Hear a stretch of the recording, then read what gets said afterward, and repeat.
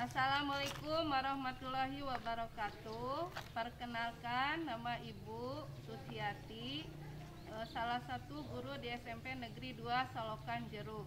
Pada saat ini Ibu mengajar bidang studi IPA atau ilmu pengetahuan alam.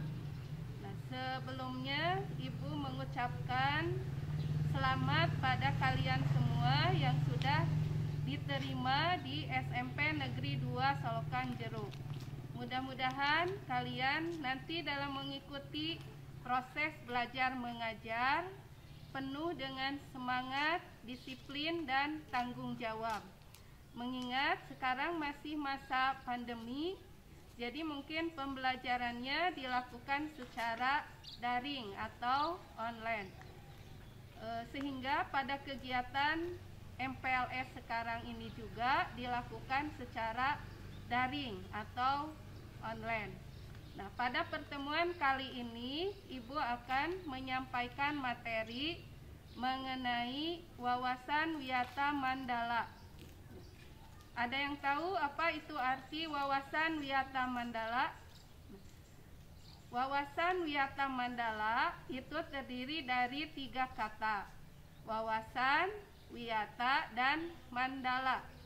Wawasan artinya pandangan mengenai suatu sikap atau nilai. Wiyata artinya pendidikan.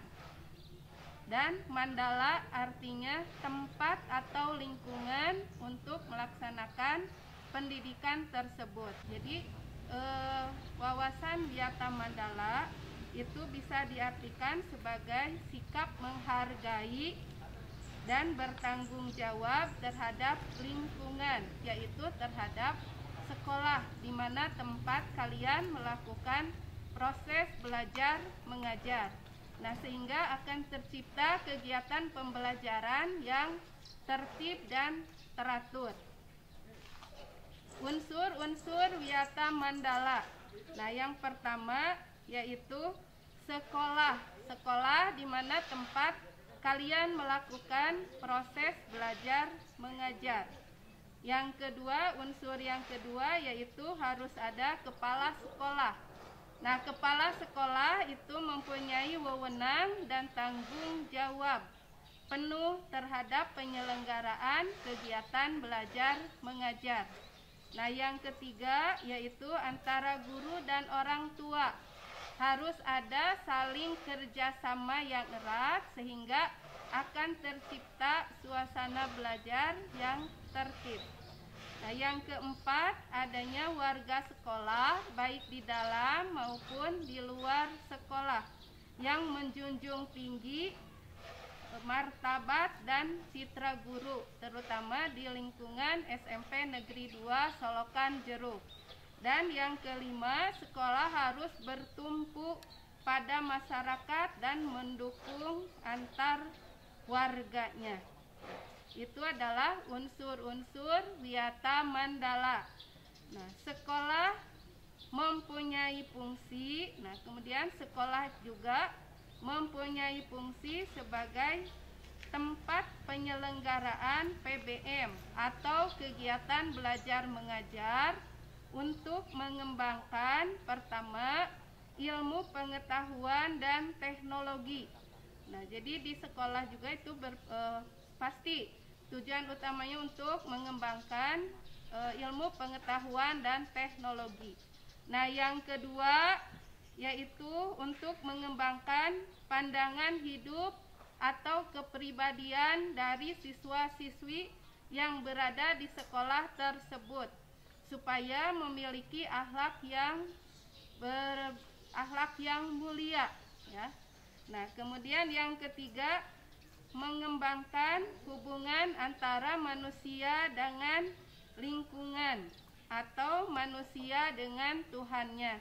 Berarti melalui misalnya dengan cara beribadah sesuai dengan agamanya masing-masing. Nah, yang keempat untuk mengembangkan kemampuan berkarya. Jadi misalnya kalau ada siswa yang mempunyai kemampuan atau kelebihan di bidangnya masing-masing, nah itu bisa dikembangkan. Ya, kalau di sekolah ada pelajarannya yang namanya mata pelajarannya prakarya. Nah, di sana bisa dikembangkan atau melalui kegiatan ekskul sekolah. Nah, kemudian ciri-ciri sekolah. Ciri-ciri sekolah sebagai tempat kegiatan belajar mengajar. Yang pertama, pasti ciri sekolah itu harus ada ruangan, tempat atau kegiatan untuk melaksanakan kegiatan belajar mengajar, ya.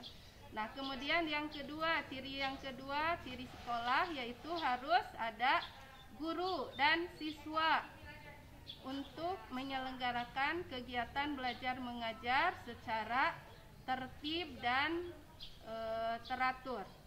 Nah, kemudian ciri yang lainnya, tercapainya masyarakat yang sadar, mau belajar dan bekerja keras sehingga akan terwujudnya suasana belajar yang efektif dan efisien.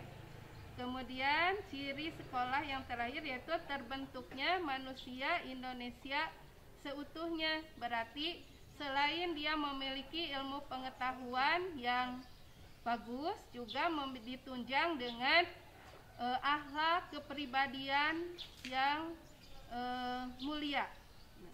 Kemudian yang terakhir yaitu apa saja tahap-tahap dalam pelaksanaan Wiyata Mandala. Mekanisme pelaksanaan dalam wawasan Wiyata Mandala ada 2 tahap atau dilakukan melalui 2 tahap. Tahap pertama yaitu tahap preventif. Tahap preventif yaitu upaya untuk meniadakan peluang-peluang supaya siswa tidak mengerjakan atau melakukan hal-hal yang negatif yang bisa merugikan dirinya dan sekolah. Nah, misalnya tahap preventif dilakukan dengan cara memelihara sekolah dan lingkungan sekolah sehingga lingkungan sekolah terasa menyenangkan. Misalnya lagi menciptakan suasana yang harmonis antara pihak pendidik atau staf dan siswa. Ya. Kemudian tahap yang kedua yaitu tahap represif. Nah, tahap represif yaitu upaya untuk menindak siswa yang telah melakukan pelanggaran atau telah melakukan pelanggaran terhadap tata tertib sekolah. Biasanya kalau ada siswa yang bertindak di luar tata tertib, nah dilakukan tindakan, misalnya melalui pemanggilan oleh BP, ya, bimbingan konseling yang ada di sekolah. Nah, atau dilakukan melalui koordinasi dengan wali kelas siswa tersebut. Nah, mungkin itu materi tentang wawasan Wiyata Mandala.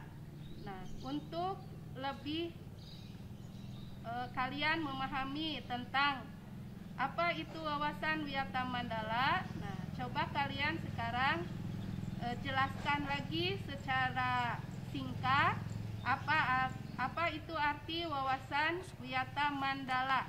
Ya, kalian tulis di buku catatannya masing-masing. Ya, mungkin pertemuan kali ini dicukupkan sekian.